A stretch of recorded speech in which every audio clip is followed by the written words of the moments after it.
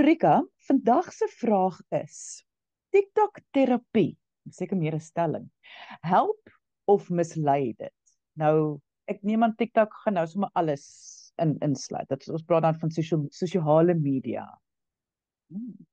Weet jy, ja, sosiale media, maar ek dink ons moet spesifiek praat oor TikTok, want TikTok het nou 'n tendens geword op veral jou generasie Z gemeenskap. En TikTok is pertinent iets waaroor ons in die sielkunde baie bekommerd is, vir verskeie redes, maar hoofsaaklik vir die misinformasie en vir die mense wat op TikTok bedrywig is, wat maak asof hulle spesialiste op sekere velde is. En ek sê altyd, dis goed om te weet waar jou limite is, maar wanneer mense nie weet waar hulle limite is, dis wanneer die gevaarzones, jy weet, ons in gevaarzones begin intree. Hierdeur sê ek nie TikTok, ons gaan nie die baba met die badwater uitgooi hierso nie, maar ons moet rasioneel dink oor wat hier aangaan. Ek het byvoorbeeld al kliënte in my praktyk moes sien, wat met trauma moes kom verwerk, wat hulle opgedoen het op TikTok. Verkeerde verhoudings gebou het op TikTok. Inligting en advies gekry het, wat hulle dan in hulle ware lewe toegepas het en in groot moeilikheid beland het. So, dit is hoekom ek vandag saam met hopelik 'n gebalanseerde waarskuwing net vir mense kan uitstuur oor TikTok. Ek dink een van die groot probleme of die een groot behoefte wat aangespreek word op TikTok is mense se behoefte tot weerspieëling. En hier wil ek 'n term inbring. Almal weet ek en Freud het 'n baie cool verhouding met mekaar, maar ons moet vandag hier praat oor projektiewe identifikasie as 'n verdedigingsmeganisme. Nou, dis interessant, almal van ons het te make met projektiewe identifikasie heeldag, elke liewe dag. En ek wil amper hier 'n disclaimer bysit. Die oomblik wat jy dit raak sien, gaan jy dit nooit weer nie kan sien nie. So dit is eintlik 'n baie goeie vaardigheid om aan te leer, is om te leer wat is my goeders en wat is iemand anders se goeders. So wat met TikTok plaasvind, is jy met die algoritme, en ek dink dit is waar ons vreeslik bewus moet wees oor hoe ons gemanipuleer word op sosiale media. Hoe jy 'n sekere ding soek en voor jy weet, dan kry jy waarvoor jy gesoek het, as ek dit so kan stel. Nou, projektiewe identifikasie is wanneer iemand ietsie sê wat jy dadelik aanneem as jou eie, want jy het reeds ietsie wat jy oorwonder in terme van daai jy weet daai topik wat bespreek word. En dan voel jy asof hierdie persoon net met jou praat. Nou, die krisis, veral op TikTok, en met die rede hoekom ek dink Amerika vir ByteDance so vasgevat het, is omdat hulle besef het hoe maklik mense gemanipuleer word op TikTok. So, ek dink misleidend, ongelukkig grootliks.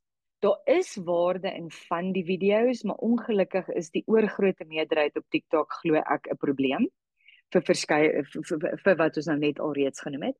En dan die ander ding is, mense gaan TikTok toe met die behoefte vir 'n vinnige oplossing vir 'n ding. En hulle kry ook 'n vinnige oplossing, maar dis nie noodwendig die regte oplossing nie.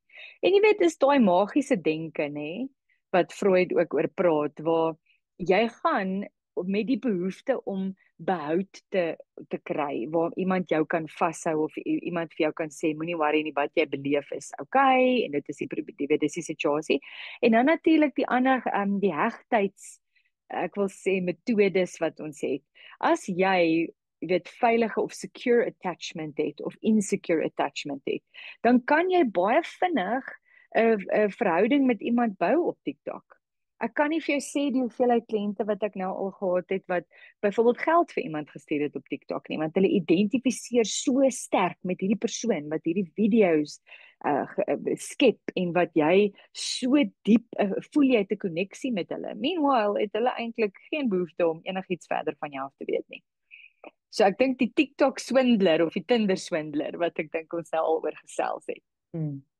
Ek wil net die inbring, maar hoe gaan jy onderskei? Want presies soos jy sê, nou gaan soek ek sê net maar op ChatGPT of ek gaan op Google en ek sê dat ek vermoed ek ervaar depressie. Nou spoeg hulle daar vir jou 'n klomp simptome uit wat teen heel relevant gaan wees, want ek bedoel dit sal by uit die DSM-5 uitkom.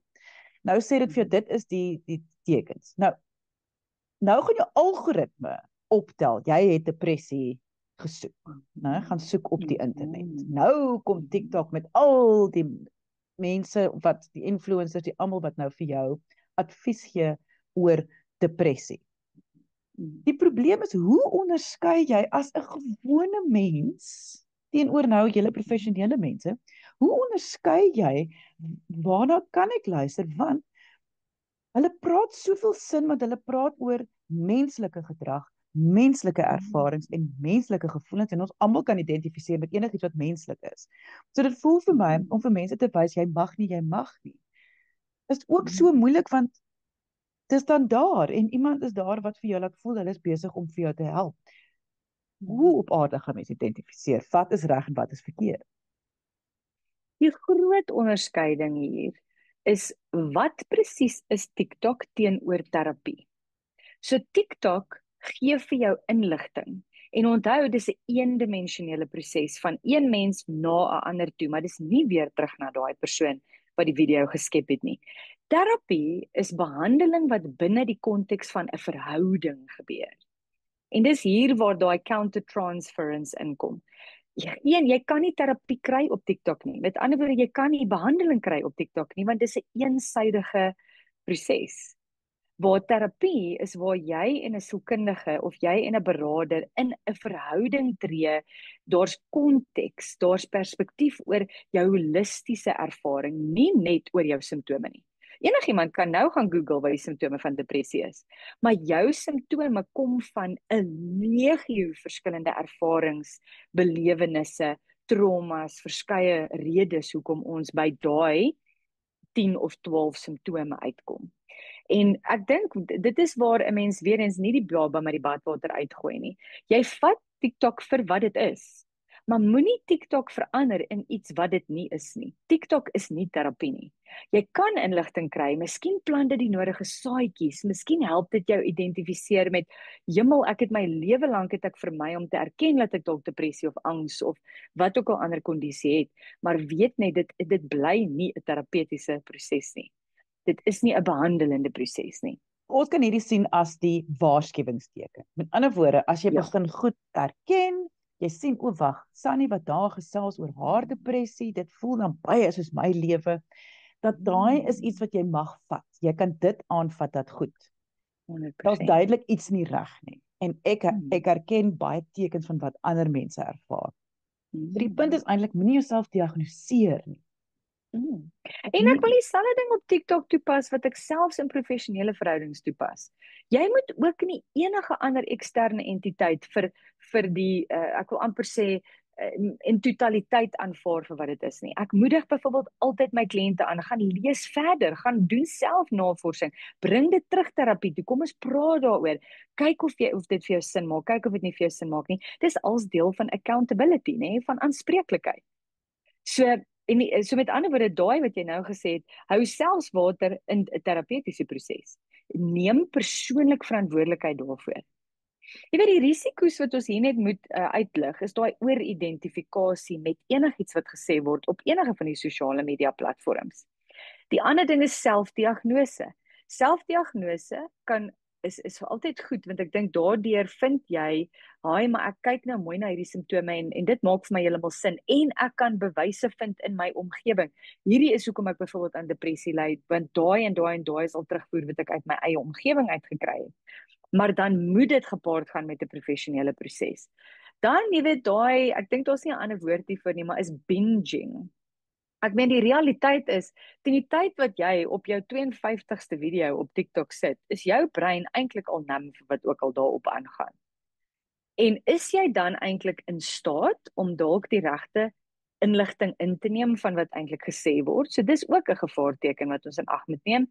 En dan die ander ding is om te vermy om in realiteit op te tree.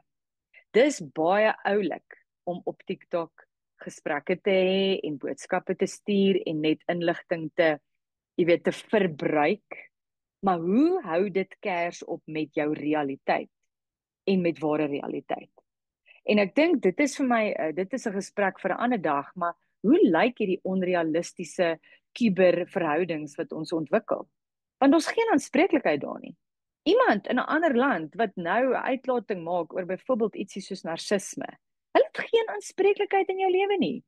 Dan vat jy dit verder en jy gaan noem iemand in jou gesin 'n narcis en dan vra hulle maar waar kom dit vandaan? Maar en dan hoe gaan jy nou terug na hierdie persoon wat dalk in ver langs land sit en sê, "Hoorie, jy het nou hierdie vir my gesê en daar's al hierdie aanspreeklikheid." Met ander woorde, wat ek hiermee wil sê is, jy bly persoonlik verantwoordelik vir wat ook al jy sien en inneem op TikTok. En dan bly jy verantwoordelik om dit toe te pas tot jou realiteit. En ek wil net een ding hier byvoeg wat ons baie hoor en dit is hierdie hulle noem dit die doom scrolling, dis veral relevant op TikTok. Hoe dit jou angstig maak, hoe dit jou kan ook depressief maak. Dat as jy begin depressief voel uit die bloute uit en jy is heeltyd op TikTok en jy kyk na die terapie op TikTok, wil mens amper vir jou sê, jy weet, dis die hoender en die eier, wat sien dit eers gekom?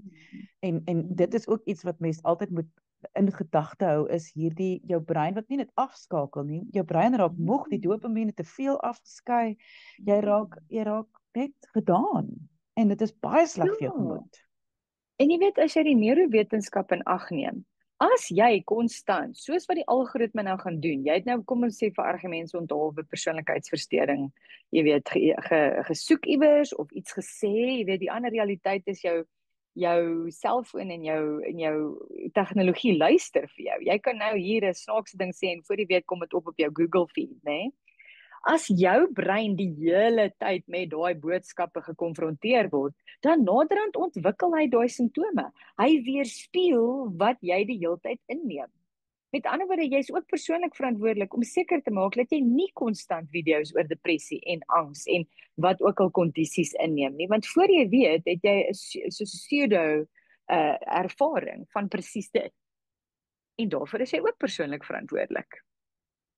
Mense, indien julle enige vrae het, kan jy e-pos stuur na lesse@wsek.co.za. Jy kan gaan meer lees op WSEK se webtuiste. Dit is ook wsek.co.za. Ek sê baie dankie aan Lorika Fik. Sy is 'n voorligtingsielkundige in Johannesburg. Alle besonderhede is by hierdie gesprek.